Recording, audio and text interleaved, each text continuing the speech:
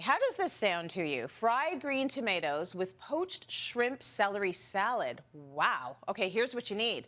Large green tomatoes, eggs, buttermilk, AP flour, cornmeal, breadcrumbs, and avocado oil. How do we start?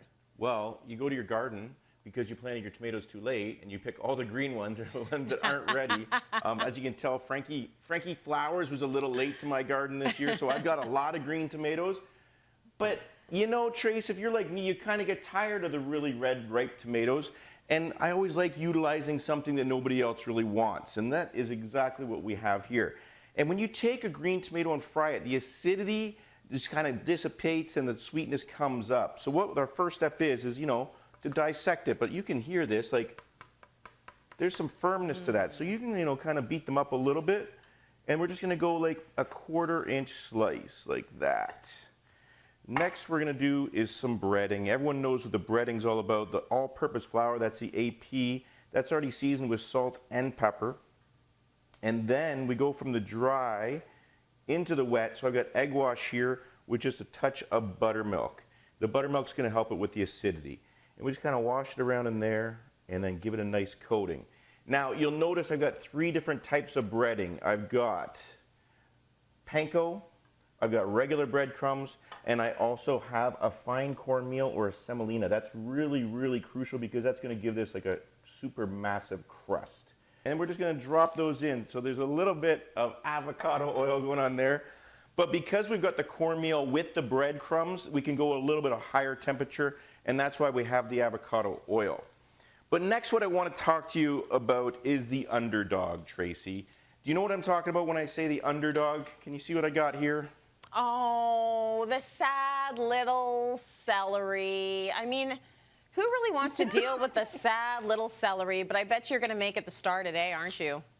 It's not the star because the green tomatoes are definitely the star. But I feel like people put these in their Caesars and then they forget about it. But I actually want to put it up on that stage and maybe make it an equal. How does that sound? And I love the ones in the middle because the flowers, the leaves, they're super, super bitter, but they still have some tang to them, and it's kind of like my favorite part.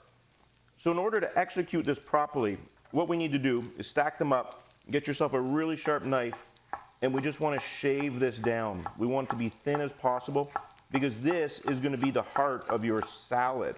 The leaves are actually going to be the leafy greens in your salad. So if we're going to do the salad, we might as well get started with the dressing. We're going to take Dijon, a little bit. And this is a really, really simple one. A little bit of red wine vinegar, touch of olive oil, and just like mix this up. There's no need to emulsify it. You just really need to mix it. But we want to get the celery in there as soon as possible because we kind of want to beat it up a little bit. So celery goes in, and we just kind of shake that around. Now we're going to go back to our green tomatoes. And as you can see here, we give this the 2-finger flip. Ooh, perfect. Look at that. You know what, Trace? You could tell your kids these are chicken nuggets. They might eat them. They might. Right? They might. Okay, so because we're going delicate on this salad with the really, really thin celery, I've got some like smaller shrimp here. Like these are like a 25 kind of count. And what you really want to do is take your knife. Well, first of all, what you need to do is just pull the tail off like that. Make sure they're deveined, peeled, and then take your knife and just butterfly them. I threw some shallots in there at the same time for a bit more flavor builders. So here's the end result. And as you can see, like they curl right up. They're kind of cute. They're going to be dainty in that salad instead of having like a big old shrimp in there. So guess what? They're going to go in to our dressing. And because, you know what, I think we need just a little bit of kick, I'm going to add one more thing, a little bit of a hot pepper. Now, ooh. I think at your house we'd probably add more of this, but at my place, Trace, we're only going to add like half a teaspoon. So in that goes. We're going to hit it with some flaky salt and a little bit of pepper. We're going to let this all marinate and get ready.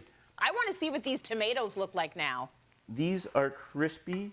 You can hear that? Yeah. They are golden. And what I'm going to do is I'm just going to plate 2 because you know what? Like they're delicious, but they're not like a massive thing that you need to eat. So then we got our tomatoes down. We're gonna take these shrimp and kind of pile them on top, just like this. And because they're all curled up, they kind of want to curl up and stay together, kind of build a little fort on top of that green tomato. A little bit of the celery on top like this.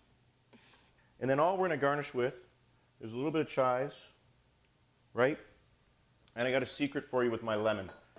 You take your lemon, you don't go down the middle, just go through the side. And when you squeeze it, look at this, there's 0 seeds, there's all juice, and it's all flavor. Beautiful. It looks light, but it looks full of flavor. And I like any vegetable that you bread and fry. I mean, that's the way to eat vegetables, right? Thank you, Randy.